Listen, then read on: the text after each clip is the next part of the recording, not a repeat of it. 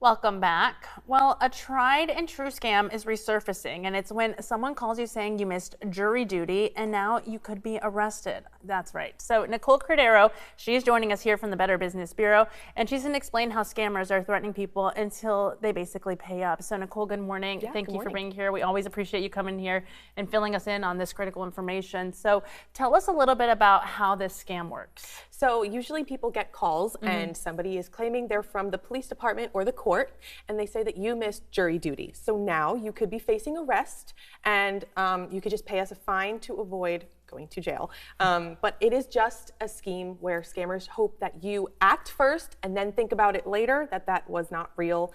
They create a real sense of urgency and panic. You know, you think you're gonna go to jail because you missed jury duty, you're gonna send money and avoid that. Well, yeah, you think you're talking to the authorities, Yes. which anytime some people just get, they freeze up or they get really nervous just talking to them. So what tactics are scammers using, to make people believe this? Absolutely. So they can spoof the caller ID, make it say 843, or whatever local area code you have. And again, they sound very convincing. They sound very official. So you don't really have any red flags popping up. Also, they may claim that there's already an arrest warrant ready for you. Oh, wow. They'll send it to your email and it has official logos on it. So everything is really convincing, and there are kind of no red flags, but you just have to think a little bit before you act.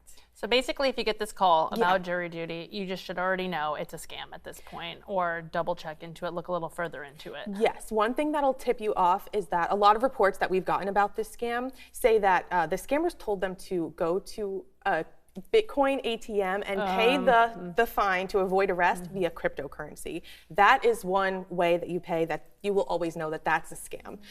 Also wire transfer, prepaid gift cards, things like that. That's because if you pay via cryptocurrency or Venmo, you will probably not be able to get your money back because it's very impossible to trace.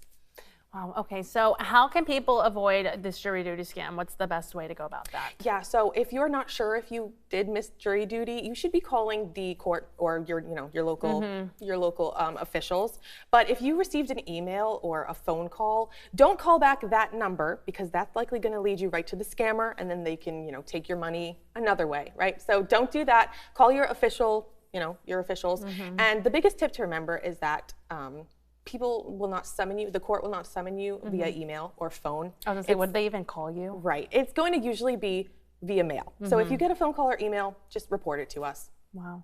It's insane how they're able to change the area codes and even create arrest warrants. What a day and age we're living in. Yes. Watch wild. out. I know, exactly. Watch out. Well, thankfully we have you to inform us and keep us safe. So Absolutely. Nicole, we appreciate you being here.